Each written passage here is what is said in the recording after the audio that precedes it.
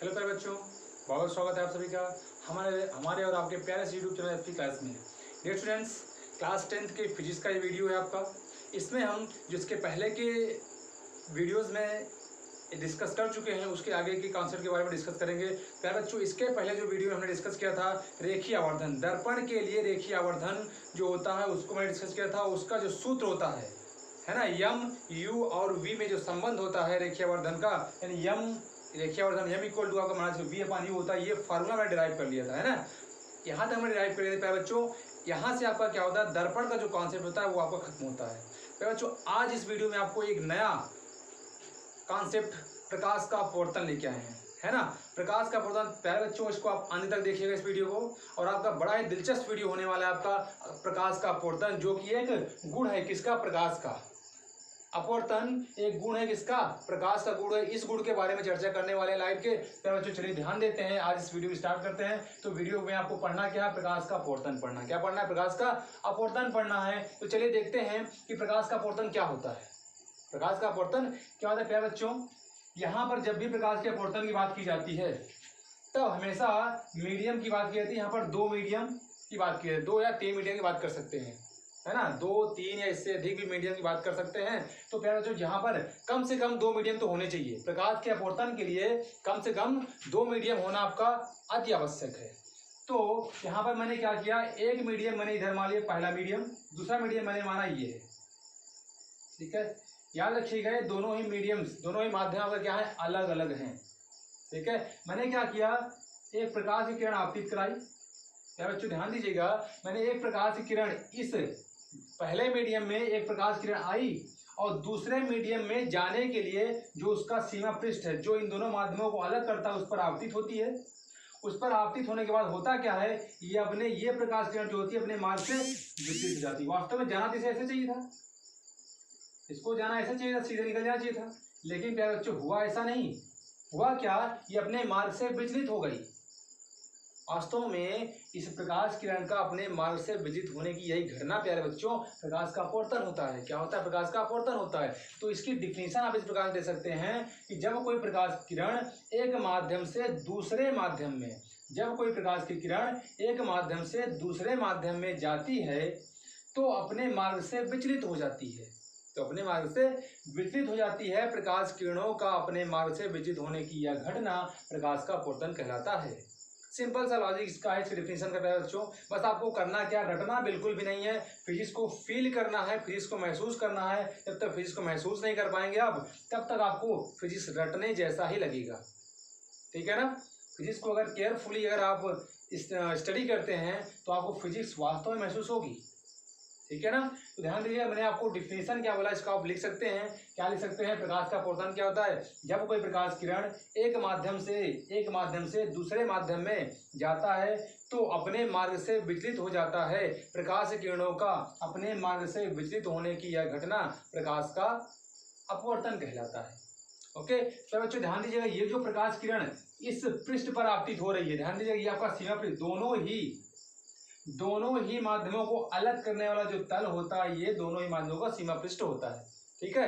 Clear चीजें। तो देखिएगा, ये जो प्रकाश किरण आपतित हो रही है इस तल पर किसी बिंदु पर आपतित हो रही है, ठीक है। और ये जो प्रकाश किरण आ रही है तल पर आपतित हो रही है, इसको आपतित किरण बोलते हैं। क्या बोलते हैं इसको, आपतित किरण बोलते हैं। ये जो अपवर्तन के पश्चात जा रही है किरण, क्या बच्चों, इसको बोलते हैं अपवर्तित किरण।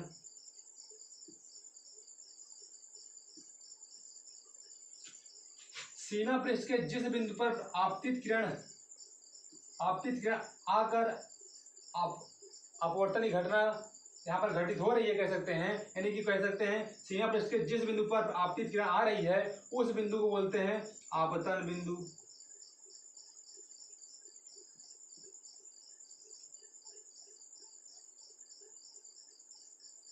क्या बच्चों ध्यान दीजिएगा, आपतन बिंदु पर सीमा पृष्ठ के लंबवत एक किरण खींची जाती है, रेखा खींची जाती है, इस रेखा को बोलते हैं अभिलंब।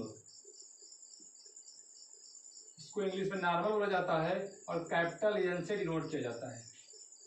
ओके, आपतित किरण अभिलंब के साथ में जो कोण बनाती है प्यारे बच्चों, उसको बोलते हैं आपतन कोण। क्या बोलते हैं? आपतन कोण। और जिसको आई से लिखा जाता है, स्मॉल आई से। अपवर्तित किरण, जो आपके अपवर्तित किरण है, अपवर्तित किरण का अभिलंब के साथ में जो कोण बनता है प्यारे बच्चों, उसे हम बोलते हैं ये कोण, जिसको स्मॉल आर से लिखा जाता है, उसको बोलते हैं अपवर्तित कोण।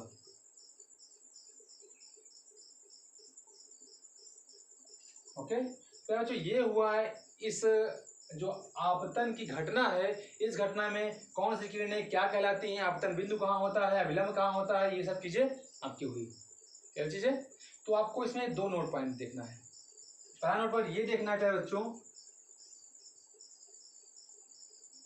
अब बात इसमें ये उठती है सबसे पहले कि ये अपवर्तन की घटना होती क्यों है, अपवर्तन की घटना होती क्या है, इसको समझना है।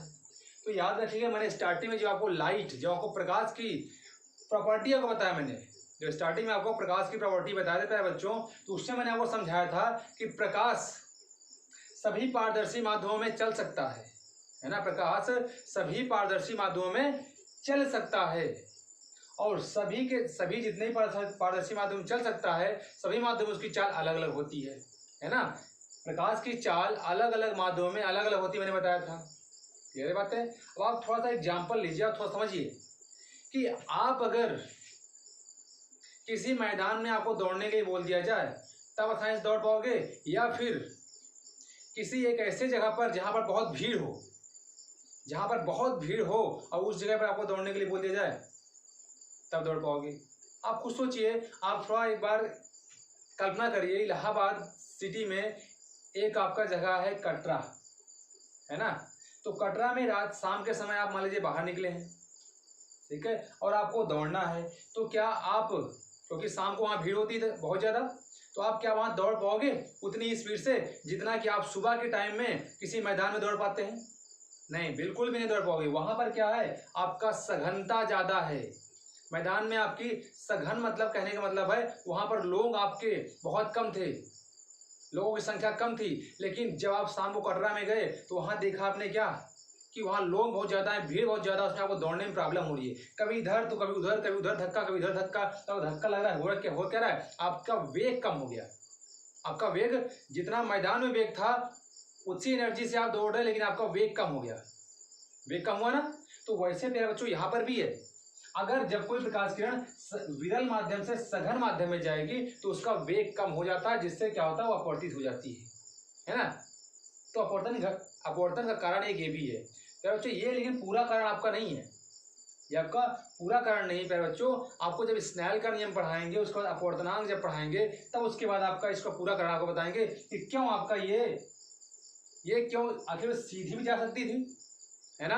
अगर वेग इसका धीमा हो गया, वेग कम हो गया, तो सीधी भी जा सकती थी, क्यों आखिर में अभिलंब से दूर अभिलंब के पास आती है ना। तो ये बात हम बताएंगे आपको कहाँ पर, जब अपवर्तनांक आपको बताएंगे। ओके गाइस, तो देखिए इसमें दो नोट पॉइंट है यार बच्चों। ये पहला नोट पॉइंट है आपका इसमें कि जब कोई प्रकाश की किरण, ध्यान दीजिएगा, जब कोई प्रकाश की किरण, मान लीजिए ये आपका सीमा पृष्ठ है और ये आपका विरल मीडियम है, विरल माध्यम है, क्या है, ये विरल माध्यम है और ये आपका सघन माध्यम है, ठीक। और जब कोई प्रकाश किरण विरल माध्यम से, कहां से, विरल माध्यम से सघन माध्यम में जाती है, ध्यान दीजिए प्यारे बच्चों, जब कोई प्रकाश किरण विरल माध्यम से सघन माध्यम में जाती है तो होता क्या है, विरल से सघन में जाता है तो जाना चाहिए सीधा, इसको जाना चाहिए इस प्रकार से, लेकिन प्यारे बच्चों ये क्या होता है, विलंब की ओर झुक जाती है। जब कोई प्रकाश किरण विरल से सघन मीडियम में जाता है तो वह अभिलंब की ओर झुक जाता है। पहला केस आपका, यानी पहला नोट आपका क्या है, जब कोई प्रकाश किरण विरल माध्यम से सघन माध्यम में जाता है तो अभिलंब की ओर झुक जाता है। ऐसा इसमें दूसरा नियम क्या है बच्चों, दूसरा नियम आपका इसमें है, जब कोई प्रकाश की किरण, ये मान लीजिए आपका सघन माध्यम है, आपका ये सघन माध्यम बन गया और ये आपका विरल माध्यम बन गया। तो ध्यान दीजिएगा बच्चों, जब कोई प्रकाश किरण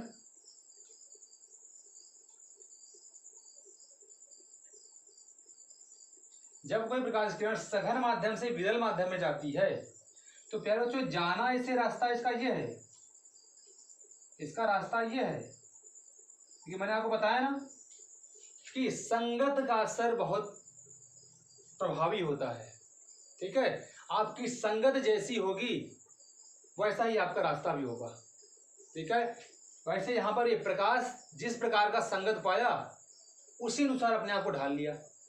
जैसा कि आप भी लोग हो, आप सभी स्टूडेंट्स हो, जैसे आपको संगत मिलती है, जैसे आप संगत पाते हो उसी अनुसार आप भी अपना रास्ता बदल देते हो। अभी पढ़े लिखे के साथ में आप रहोगे तो आपका ध्यान पढ़ाई पर लगेगा, साधु संतों के बीच में रहोगे तो आपका मन करेगा भगवान भक्ति में, है ना।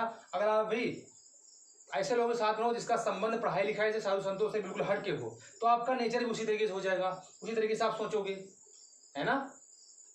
क्लियर बात है। तो वैसे यहाँ पर भी प्यारे बच्चों जब ये प्रकाश किरण इस माध्यम से इस माध्यम में गई तो इस माध्यम का साथ छोड़ के इस माध्यम का साथ पकड़ ली तो अब इस माध्यम के अनुसार क्या होगी, वो अपना रास्ता बदल देगी। तो हुआ क्या प्यारे बच्चों, हुआ क्या, जब प्रकाश किरण विरल माध्यम से सघन माध्यम से विरल माध्यम में गई तो अभिलंब से दूर हट गई। क्या हुआ, अभिलंब से दूर, जाना चाहिए इधर आपको लेकिन अभिलंब से दूर हट गई। ठीक है, तो यानी प्यारे बच्चों दो केसेस इसमें है। पहला केस आपका क्या है, जब कोई प्रकाश किरण विरल माध्यम से सघन माध्यम में जाती है तो अभिलंब की ओर झुक जाती है, बट जब कोई प्रकाश किरण सघन माध्यम से विरल माध्यम में जाती है तो अभिलंब से दूर हट जाती है। ओके, ये आपको समझ में आ गया होगा। इसको आप जल्दी से नोट कर सकते हैं ताकि हम आगे की ओर बढ़े। ओके,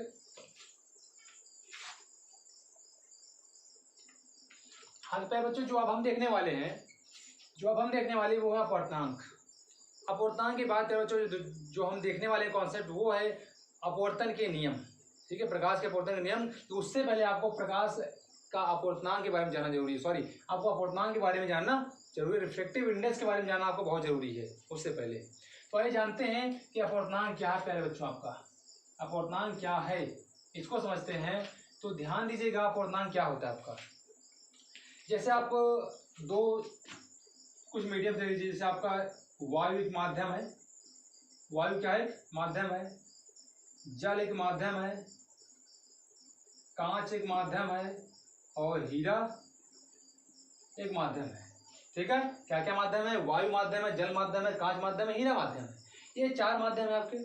मैंने आपको प्यारे बच्चों उससे पहले आप अपवर्तनांक जानने से पहले आप थोड़ा सा एक चीज और जान लीजिए, सघनता और विरलता। सघन क्या है, विरल क्या है, इसके बाद हम बात करते हैं प्यारे बच्चों अपवर्तनांक के बारे में। तो सबसे पहले सघन माध्यम और विरल माध्यम, जो आपके माध्यम दो प्रकार के होते हैं, सघन माध्यम और विरल माध्यम के बारे में हम समझ लेते हैं प्यारे बच्चों, उसके बाद हम देखेंगे इसको। ठीक है, तो विरल माध्यम और सघन माध्यम समझते हैं। ठीक है, इन माध्यमों को समझते हैं। सघन माध्यम जिसको बोलते हैं इंग्लिश में डेंसर मीडियम।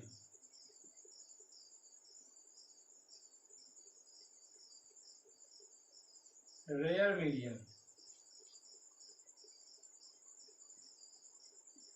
बच्चों इन मीडियम्स के बारे में जानते हैं, ये क्या होता है सघन माध्यम, क्या होता है विरल माध्यम। तो बच्चों ध्यान दीजिएगा, सघन माध्यम और विरल माध्यम को समझने के लिए आप इस प्रकार समझ सकते हैं कि जिस माध्यम में जो अणु होते हैं वो पास पास होते हैं तो सघन होता है, और जिस माध्यम में अणु दूर दूर होते हैं वो विरल होता है।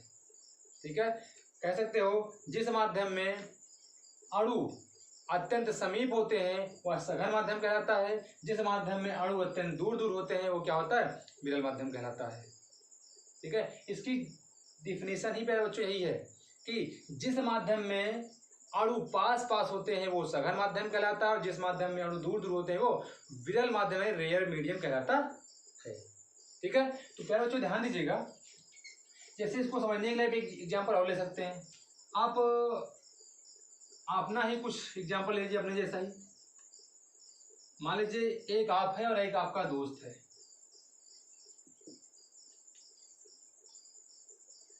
आपका दोस्त थोड़ा गुस्सा वाला है और आप दिखने में बड़े हैंडसम लगते हैं, स्मार्ट लगते हैं, बढ़िया, आपके सर पे बहुत सारे बाल हैं, बढ़िया, जब भी निकलते हैं झाड़ उड़कर बढ़िया एकदम फर्स्ट क्लास हीरो दिखते हैं। और आपका जो दोस्त है बेचारे के सर पर एक बाल यहाँ है, एक बाल यहाँ है, एक बाल यहाँ है। अब हुआ क्या, देखिए ध्यान से देखिएगा, ये आप हैं, ये आपका दोस्त है, आपके दोस्त के सर पे बाल कहीं यहाँ कि यहाँ है, कहीं यहाँ कि क्या, कहीं यहाँ, ठीक है ना। तो हुआ क्या, आपके सर के पे बाल बहुत ज्यादा है, तो हम क्या बोलेंगे, आपके सर पे बालों की जो सघनता है वो ज्यादा है ना। कह सकते हैं आपके सर पर बाल सघन है, लेकिन किससे सघन है, क्या आपसे ज्यादा भी तो किसी के सर पे बाल हो सकते हैं ना। आपके सर पर जितने बाल हैं उससे ज्यादा भी हो सकते हैं किसी के सर पे, और उससे कम भी हो सकते हैं। तो हम ये बताएंगे कि आपके सर पे किसके सापेक्ष ज्यादा बाल है, तो आपके सर पे आपके दोस्त के सापेक्ष ज्यादा बाल है, मतलब कि आपके सर पर बालों की सघनता ज्यादा है, किसकी अपेक्षा, आपके दोस्त की अपेक्षा। मतलब ये तुलना करके बता रहे हो, इनसे ज्यादा है आपके सर पे बाल, है ना, क्लियर है। अब मैं इनकी बात करूं तो ये क्या कहेंगे, मेरे सर पे बालों का जो माध्यम है बहुत विरल है, मेरे सर पर जो बालों का माध्यम बहुत विरल है, लेकिन हो सकता है कोई इंसान ऐसा भी हो जिसके सर पर इनसे भी कम बाल हो। तो भैया ये तो नहीं कह सकते कि मेरे सर पर दुनिया में सबसे कम बाल हैं, भाई इनसे भी कम बाल वाला हो सकता है। तो ये क्या बोल रहे हैं, ये तुलना कर रहे हैं भैया, तुम्हारे सर पर जितने जो बाल का माध्यम है उससे मेरा क्या है, विरल है ना। मेरा कहने का मतलब प्यारे बच्चों ये है कि जब भी हम सघन या विरल की बात करते हैं तो किसी न किसी अन्य माध्यम के सापेक्ष बात करते हैं, है ना। जैसे मैं यहाँ पर 4 माध्यम को लूँ, एक जल ले लेता हूँ, दूसरा कांच ले लेता हूँ, वायु ले लेता हूं और हीरा। प्यारे बच्चों आपको मालूम है वायु जल से विरल है, जल कांच से विरल है, कांच जो हीरा से विरल है। अब हमने क्या बताया, वायु जल से विरल है, जल कांच से विरल है, कांच हीरे से विरल है। यह कह सकते हैं कि वायु से सघन जल है, जल से सघन कांच है, कांच से सघन हीरा है। अगर मैं आऊँ कांच भाई साहब के पास, कांच भाई साहब बोले देखो भैया मैं सबसे ज्यादा सघन हूँ, तो ये गलत बात है बिल्कुल भी, क्योंकि अभी तो इनके बप्पा हैं इधर, है ना। हीरा क्या है, हीरा भैया इनसे ज्यादा सघन है। कांच बोलेंगे कि सबसे ज्यादा सघन मैं हूँ, ये बिल्कुल गलत बात है। हाँ ये हो सकता है, ये कांच जो है जल और वायु से ज्यादा सघन है, कांच जल और वायु से ज्यादा सघन है, लेकिन इनसे भी सघन कोई है भी, है ना। तो इनको तुलना करके बताया इन्होंने, क्या बोला भैया मैं जल और वायु से दोनों से क्या हूँ, सघन हूँ, तब इन्होंने सही बोला। ये बोलेंगे कि मैं जल और वायु से ज्यादा सघन हूँ तो ये सही बोल रहे हैं, लेकिन ये बोले कि मैं सबसे ज्यादा सघन हूँ तो ये बिल्कुल ही गलत बात है ना, क्योंकि इनसे भी सघन है।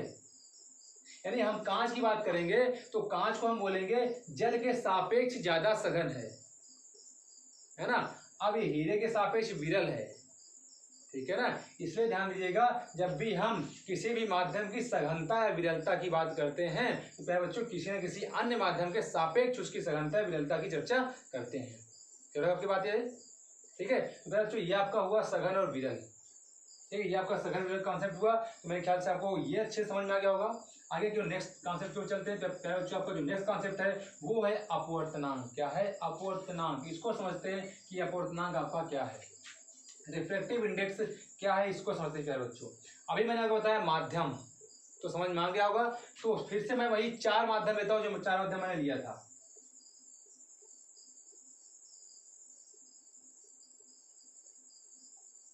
कांच, हीरा, जल और वायु।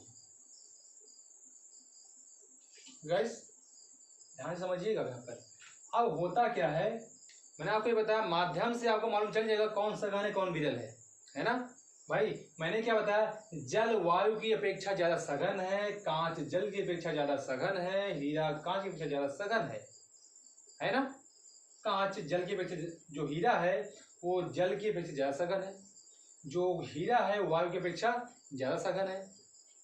लेकिन ये बताइए, मैं आपसे ये पूछ लूं कि कांच जल से कितना ज्यादा सघन है, या मैं ये पूछ लूं कि जल कांच से कितना ज्यादा विरल है, तो कौन बताएगा, ये कौन बताएगा। ये बताएंगे अपवर्तनांक भाई साहब, और बताएंगे अपवर्तनांक भाई साहब बताएंगे कि कौन सा माध्यम अन्य माध्यम से कितना गुना सघन है या कितना गुना विरल है। क्लियर क्या बातें? मैंने क्या बताया कि अपवर्तनांक क्या है आपका, वास्तव में अपवर्तनांक किन्हीं दो माध्यमों में कौन सा माध्यम दूसरे माध्यम के सापेक्ष कितना गुना सघन या कितना गुना विरल है, इस बात को बताने वाला क्या होता है, अपवर्तनांक होता है ना। तो प्यारे बच्चों, अपवर्तनांक की एक डिफिनेशन आप इसी से निकाल सकते हैं। मैंने आपको बताया क्या, इन माध्यमों में कौन सा माध्यम किस माध्यम से कितना गुना सघन है कितना गुना विरल है, ये जो बता दे वही क्या अपवर्तनांक है। यानी कह सकते हैं इसकी डिफिनेशन में अपवर्तनांक वह भौतिक राशि है, क्या है अपवर्तनांक? अपवर्तनांक वह भौतिक राशि है जो यह बताता है कि एक माध्यम दूसरे माध्यम के सापेक्ष कितना गुना सघन है कितना गुना विरल है। तो बच्चों ध्यान से सुनिएगा, मैंने क्या बोला, एक बार फिर से बोलता हूँ डिफिनेशन। मैंने क्या बोला, याद रखिए, ये आपका डिफिनेशन किताबी डिफिनेशन बिल्कुल नहीं है, ये आपको समझने के लिए व्यवहारिक है, ये डिफिनेशन है, लेकिन आपको समझने के लिए ये डिफिनेशन है आपका। अपवर्तनांक क्या होता है वास्तव में, इस डिफिनेशन से आपको क्लियर हो जाता है कि अपवर्तनांक होता क्या वास्तव में, अपवर्तनांक बताता क्या वास्तव में। ठीक है, तो आइए देखिए फिर से एक बार देखते हैं डिफिनेशन क्या हो सकती है।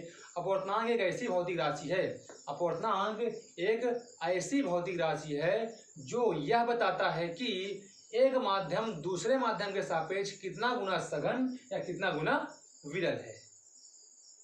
ओके, अब बात ये फंसती है बच्चों कि ठीक है, ये बताता तो है अपवर्तनांक कितना गुना सघन कितना गुना विरल है, लेकिन बताता कैसे है, आखिर में बताता कैसे है ये माध्यम जो ये माध्यम किससे, इन दोनों में कौन कितना गुना सघन है कौन कितना गुना विरल है, बताएगा कैसे, ये किस टेक्निक का प्रयोग करेगा। तो प्यारे बच्चों ध्यान से समझिएगा।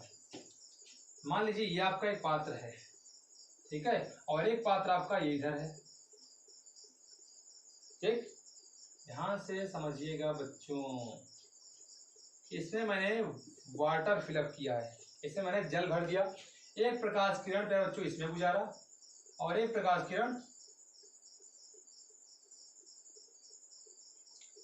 मैंने इसमें गुजारा, ठीक। अब ये बताइए सघन कौन सा माध्यम है, वायु वाला माध्यम कि पानी वाला माध्यम? प्यारे बच्चों आपका जवाब सबका ही होगा कि पानी वाला माध्यम ज्यादा सघन है। तो ये बताइए जब सघनता बढ़ जाती है तो उसमें चाल घटता है कि बढ़ता है? मैंने आपको समझाया था अभी, जब सघनता बढ़ जाती है तो चाल घट जाता है, चाहे प्रकाश का हो चाहे आपका हो, ठीक है। तो प्रकाश का भी क्या होगा यहाँ पर, जब ये सघनता बढ़ेगी, यानी कि ये विरल है इसकी अपेक्षा, ये सघन है इसकी अपेक्षा, ठीक है ना। तो कहने का मतलब है जब प्रकाश किरण सघन माध्यम में जाएगी तो उसकी अपेक्षा इसकी चाल विरल माध्यम से कम होगी, विरल माध्यम से कम होगी इसकी चाल, होगी ना।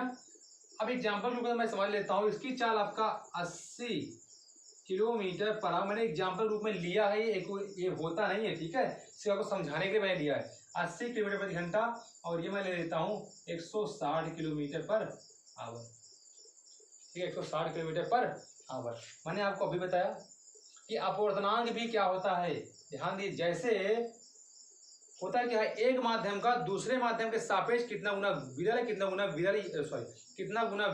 गुना सघन है, ये बताता है अपवर्तनांक, है ना। इसका मतलब ये क्या निकला कि आपका जो अपवर्तनांक होता है वो भी सापेक्षिक होता है, यानी एक माध्यम का अपवर्तनांक दूसरे माध्यम के सापेक्ष निकालते हैं, है ना, एक माध्यम का अपवर्तनांक दूसरे माध्यम के सापेक्ष निकालते हैं। जैसे जब सघनता और विरलता आपकी जब सापेक्षिक होती है तो अपवर्तनांक भी उन्हीं सघनता विरलता से संबंधित है ना भाई। जैसे कौन ज्यादा सघन है कौन ज्यादा विरल है वो एक माध्यम का दूसरे माध्यम के सापेक्ष निकलता है, तो अपवर्तनांक भी जाहिर सी बात है कि एक माध्यम का दूसरे माध्यम के सापेक्ष निकलेगा, क्योंकि हमें अपवर्तनांक डायरेक्टली क्या है संबंधित किससे है, सघनता विरलता से, ठीक है। तब समझने की कोशिश करेंगे यहाँ पर। अब हमें निकालना क्या है, हमें निकालना है अपवर्तनांक। अब ये कैसे निकालेंगे वही टेक्निक बता रहा हूँ आपको, ठीक है। अब ये कैसे निकालेंगे अपवर्तनांक उसी को आपको बताने चल रहा हूँ मैं। तो बच्चों ध्यान दीजिएगा, अब इनमें होता करते क्या है, इन दोनों के वेगों का अनुपात निकाल लेते हैं। इसमें ये आपका v1 है, ये v2 वेग है। जब v1/v2 निकालते हैं तो आपका ये आता है 80/160, कितना आता है 1/2। प्यारे बच्चों ध्यान दीजिएगा, ये क्या यहाँ से आपका क्या आ जाएगा V2 equal to 2 times V1 आएगा। अब प्यारे बच्चों यहाँ से इसका मतलब क्या निकला, V2 जो है V1 के दोगुने के बराबर है। V2 जो है V1 के दोगुने के बराबर, मतलब V1 का जितना वेग है उसका दोगुना कर दें तो V2 का मान आ जाएगा। ठीक है, V1 का जितना वेग है उसका दोगुना कर दें तो V2 का वेग आ जाएगा। ठीक है, तो याद रखिएगा, जब सघन माध्यम में जाएगी प्रकाश किरण, सघन माध्यम में जाएगी तो उसका वेग कम होगा ना, वेग कम हुआ। ठीक है, अब यानी कि कह सकते हैं, जब वेग कम हुआ कह सकते हैं कि ये जो माध्यम है, इस वेग के माध्यम से हम कह सकते हैं, जो आपको यहाँ पे निकाले संबंध, इस वेग से कह सकते हैं कि जो पहला मीडियम है वो दूसरे मीडियम से दोगुना सघन है। कितना सघन है? दोगुना सघन है। जो पहला माध्यम है आपका वो दूसरे माध्यम से दोगुना सघन है। ठीक है, कह रहे या बोल सकते हैं कि दूसरा वाला माध्यम पहले वाले माध्यम से दोगुना विरल है, ये बोल सकते हैं। बात समझ में आपको? ठीक है, क्लियर हुआ आपको ये बातें? ठीक, अगर ये बातें क्लियर हो गई आपकी, तो अब बात करते हैं थोड़ा सा अपवर्तनांक के बारे में, जो आपका किताबी डिफिनेशन दिया गया इसका। ठीक है, जो आपको डिफिनेशन किताबों में दिया गया उस डिफिनेशन की बात करते हैं हम लोग। तो बच्चों ध्यान दीजिएगा, किताबी डिफिनेशन क्या है इसकी?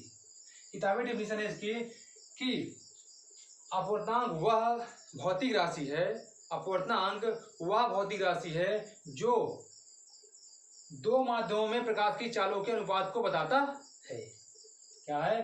अपवर्तनांक वह भौतिक राशि है जो दो माध्यमों में प्रकाश की चालों के अनुपात को बताता है। आप इसको डिफिनेशन में लिख सकते हैं, क्या लिखेंगे कि अपवर्तनांक वह भौतिक राशि है जो दो माध्यमों में प्रकाश की चालों के अनुपात को बताता है। ये देखिए, प्रकाश की चालों के अनुपात बताता है, इसी को क्या बोलते हैं हम? अपवर्तनांक, इसी को बोलते हैं अपवर्तनांक। तो बच्चों समझ में आ गया होगा आपको अपवर्तनांक क्या है। तो आइए चलिए देख लेते हैं आगे की ओर हम लोग। आइएगा, अपवर्तनांक को पहले बच्चों n से डिनोट करते हैं। किससे? स्मॉल n से। अपवर्तनांक को स्मॉल n से प्रदर्शित किया जाता है। ठीक, इससे स्मॉल n से प्रदर्शित करते हैं। तो दूसरा पॉइंट इसमें क्या लिखना है बच्चों? दूसरे पॉइंट में यह है, अब अपवर्तनांक को प्रदर्शित कैसे करते हैं। बात आती है, अपवर्तनांक सापेक्षिक होता है, आपको बताया मैंने। जब अपवर्तनांक सापेक्षिक होता है, यानी एक माध्यम का दूसरे माध्यम का सापेक्ष निकलता है, तो इसको लिखेंगे कैसे? याद रखिएगा कि अपवर्तनांक, जिसका अपवर्तनांक निकालना, जिस माध्यम का अपवर्तनांक निकालना है, उस माध्यम को यहां लिखेंगे। जिसका आपको निकालना है, जिसका निकालना है उसको आप इधर लिखोगे। ठीक है, और जिसके सापेक्ष निकालना है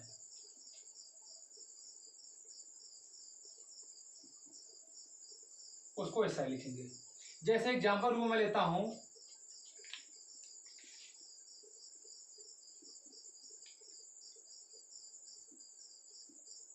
वायु के सापेक्ष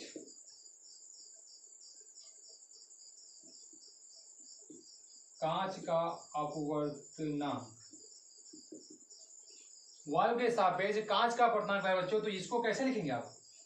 कांच के सापेक्ष वायु का अपवर्तनांक, मैं बोला है वायु के सापेक्ष कांच का अपवर्तनांक आपको निकालना है, तो यह लिखें सबसे पहले। ठीक है, यह लिखेंगे तो किसका निकालना है? कांच का निकालना है। कांच को लिखते हैं प्यारे बच्चों ग्लास, ग्लास बोलते हैं इंग्लिश में, उसका जी लेते हैं, जी लिखते हैं। ठीक है, ये जी हुआ। और जिसके सापेक्ष निकालना है, वायु के सापेक्ष निकालना है, तो इधर आप वायु लिखोगे। ठीक है, दूसरा एग्जांपल लेते हैं, वायु के सापेक्ष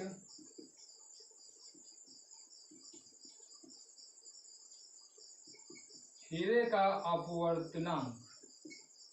चलो बच्चों ये क्या हो जाएगा आपका? वायु के सापेक्ष हीरे का अपवर्तनांक, यानी आप लिखेंगे एक बार n, और हीरे को डायमंड बोलते हैं, उसको स्मॉल डी से लिखते हैं, तो ये हो जाएगा आपका। और इधर आपका जिसका निकालना है और जिसके सापेक्ष निकालना, किसके? ए के। ये आपका हो गया। क्लियर चीज है, समझा गया आपको? तो बच्चों ये आपका था अपवर्तनांक संबंधित कुछ चीजें। नेक्स्ट पॉइंट में ध्यान दीजिएगा। नेक्स्ट पॉइंट में क्या आपको बताते हैं? आपको मैंने बताया कि अपवर्तनांक होता क्या है। अपवर्तनांक वास्तव में किसी भी किरणों को, बोल सकते हैं कि माध्यम, कोई भी माध्यम प्रकाश की किरणों को जितना अपवर्तित करता है वही आपका अपवर्तनांक होता है वास्तव में, है ना। तो जितना ज्यादा सघन माध्यम होगा उतना ज्यादा अपवर्तित करेगा वो, ठीक है। जितना ज्यादा सघन माध्यम होगा उतना ही ज्यादा वो प्रकाश किरणों को अपवर्तित करेगा, ठीक है। कहने का मेरा मतलब है कि अपवर्तनांक का मतलब मेन मोटिव ये है कि प्रकाश किरणों को जो कितना ज्यादा अपवर्तित करेगा ये, ठीक है। अपवर्तनांक वही होता है आपका, ठीक है। तो अपवर्तनांक कहने का मतलब यहाँ पर प्यारे बच्चों सापेक्षिक अपवर्तनांक कहने का मतलब है कि अगर आपका पहला माध्यम और दूसरा माध्यम हो, एक दो माध्यम हो जिसको पहले वाले को पहला मान ले दूसरे वाले को दूसरा मान ले, तो यानी कह सकते हैं उसको 1n2। अगर पहले वाले से कोई प्रकाश किरण जा रही है दूसरे वाले में तो उसके अपवर्तनांक को 1n2 लिखेंगे, है ना। प्रकाश किरण पहले माध्यम से दूसरे माध्यम में जा रही है तो हमें दूसरे माध्यम का पहले माध्यम से सापेक्ष अपवर्तनांक निकालना हो तो प्यारे बच्चों लिखा जाता है किस प्रकार से, इसको लिख सकते हो आप लोग v1/v2, लिखोगे v1/v2। अभी आपको बताया मैंने कि अपवर्तनांक निकाला कैसे जाता है, दोनों माध्यमों में प्रकाश की चालों का अनुपात। तो देखो दूसरे माध्यम का पहले माध्यम के सापेक्ष अपवर्तनांक निकालेंगे, आपको बताया मैं प्रकाश किरण इस मीडियम से इस मीडियम में जा रही है, ठीक है, तो अपने मार्ग से विचलित होगी। अब मान लीजिए ये विरल है, ये सघन है, इसको पहला मीडियम मान लीजिए, इसको दूसरा मीडियम मान लीजिए, ठीक है। तो प्रकाश किरण इस माध्यम से इस माध्यम में जा रही है तो इसका मतलब हमें इस माध्यम का अपवर्तनांक चाहिए, तो उसको 1n2 लिखते हैं। एक के सापेक्ष दूसरे का अपवर्तनांक, एक के सापेक्ष दूसरे का अपवर्तनांक, उसको लिखेंगे आप लोग v1/v2 से। प्यारे बच्चों आपको ध्यान देना है, अब देखिए इसका अपवर्तनांक कुछ ना कुछ होता है, इसका भी अपवर्तनांक कुछ ना कुछ होता है। अगर इसको मैं n1 मान लूं, इसका अपवर्तनांक इसको n2 मान लूं, तो वेग और अपवर्तनांक में क्या संबंध होता है, जितना ज्यादा माध्यम आपका सघन होगा, जितना ज्यादा माध्यम आपका सघन होगा उतना ही ज्यादा वेग आपका कम होगा, है ना, उतना ज्यादा वेग आपका कम होगा और अपवर्तनांक उतना ज्यादा बढ़ेगा। जब माध्यम का सघनता बढ़ेगी तब अपवर्तनांक बढ़ेगा, प्यारे बच्चों ध्यान दीजिएगा, ठीक है। जब माध्यम का क्या होगा, सघनता बढ़ेगी तो वेग घटेगा, अपवर्तनांक बढ़ेगा, मतलब कि वेग और अपवर्तनांक में व्युत्क्रमानुपाती का संबंध है प्यारे बच्चों। जब वेग और अपवर्तनांक में व्युत्क्रमानुपाती का संबंध है तो आप इसको 1n2 लिख सकते हैं, n2/n1। n2 है दूसरे वाले का अपवर्तनांक, n1 है पहले वाले का अपवर्तनांक, ठीक है। जब प्यारे बच्चों अपवर्तनांक की बात करते हैं तो ध्यान दीजिए जिसके सापेक्ष अपवर्तनांक निकाला जाता है उस माध्यम का अपवर्तनांक नीचे होता है और जिसका निकालना होता है उसका ऊपर होता है, आपको मालूम है, ठीक है। तो इस प्रकार से भी आपका फार्मूला बन सकता है, ठीक है। आपको जिस प्रकार जरूरत पड़ेगी v1/v2 या n2/n1 जिसकी जरूरत पड़ेगी आप उस प्रकार से इसको लिख सकते हैं, ओके। तो चलिए आगे की ओर चलते हैं, नेक्स्ट पॉइंट में क्या बच्चों देखते हैं इसमें क्या हो सकता है। अब ध्यान दीजिएगा, जब हम कभी, इतना ही आपके लिए काफी है अपवर्तनांक के बारे में प्यारे बच्चों, तो हम निरपेक्ष अपवर्तनांक की बात कर लेते हैं, ठीक है। निरपेक्ष अपवर्तनांक क्या होता है,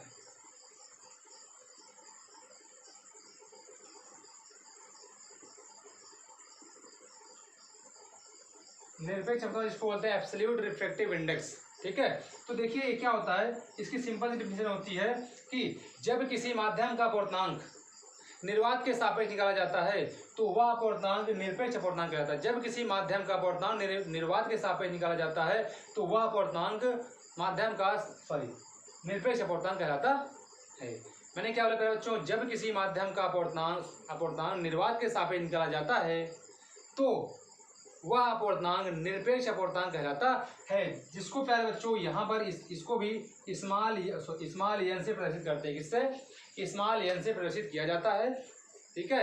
अब मैंने क्या बोला, अब आपको मालूम है कि 1n2 बराबर क्या होता है आपका v1/v2, सिंस v1/v2 होता है, ठीक है। अब आपको किसके सापेक्ष निकालना है, ध्यान दिया, किसका अपवर्तनांक किसके सापेक्ष निकालना है, आपको निकालना है माध्यम का अपवर्तनांक निर्वात के सापेक्ष, क्लियर है।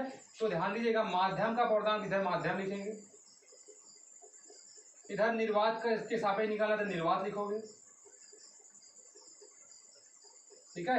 इधर ध्यान दीजिएगा प्रकाश किरण किसके सापेक्ष, किससे आ रही है, निर्वात से आ रही है, माध्यम में जा रही है, भाई इसका मतलब क्या होता है, जैसे आपको निकालना है जिस मीडियम का, आपको माध्यम एक के सापेक्ष माध्यम दो का अपर्णता निकालना है। इसका मतलब ये होता है कि प्रकाश किरण माध्यम एक से आ रही है और माध्यम दो में आपकी जा रही है ना। माध्यम एक से आकर माध्यम दो में जा रही है, तब आपका दूसरे का अपर्णतांक पूछ रहा है। वैसे यहाँ भी प्यारे बच्चों है कि आपका अपर्णतांक माध्यम का पूछ रहा है, निर्वात से प्रकाश किरण आ रही है, तो आप देखें v1/v2, v1 होता है पहले वाले माध्यम का वेग, पहले वाले माध्यम में प्रकाश का वेग। तो यहाँ पर v1 क्या हो जाएगा, निर्वात की चाल हो जाएगी, निर्वात में प्रकाश की चाल हो जाएगी। ठीक है, आपकी जो यहाँ पर v निर्वात को लिख देंगे। ठीक है, और ये आपका हो जाएगा v मीडियम, इसको माध्यम बोलते हैं आप लोग, माध्यम लिख दें यहाँ पर। ठीक है, अब निर्वात के सापेक्ष माध्यम का अपर्णतांक है बच्चों, उसको यन से लिखते हैं। किससे लिखते हैं, निर्वात के सापेक्ष माध्यम का अपर्णतांक को सिर्फ यन से लिखा जाता है। और निर्वात में प्रकाश की चाल क्या होती है प्यारे बच्चों, सी होती है, और माध्यम में वी हम लिख देते हैं। तो आपका फार्मूला बन जाता है प्यारे बच्चों ये n बराबर C/V, या यहाँ से आप लिख सकते हो इस प्रकार से V बराबर C/N। प्यारे बच्चों आशा करता हूँ कि आज का वीडियो आपको काफ़ी इंटरेस्टिंग लगा होगा, मज़ा आया होगा। अगर आपको इंटरेस्टिंग लगा हो तो बच्चों इस वीडियो को आप अंत तक देखिएगा। देख तो चुके हैं यहाँ पर अंत तक, अब करना कि आपको शेयर करिएगा ताकि अधिक से अधिक बच्चों तक इस वीडियो को पहुँचाया जा सके। ओके गाइस, ताकि सभी बच्चे इस वीडियो से लाभ प्राप्त कर सकें। और आप सभी इस वीडियो को लाइक करिए, सब्सक्राइब करिए, ताकि हमें भी मोटिवेशन मिलता रहे, ताकि आपके लिए अच्छे से अच्छा कंटेंट ला के यहाँ पर दे सके आपको। Okay guys, thank you.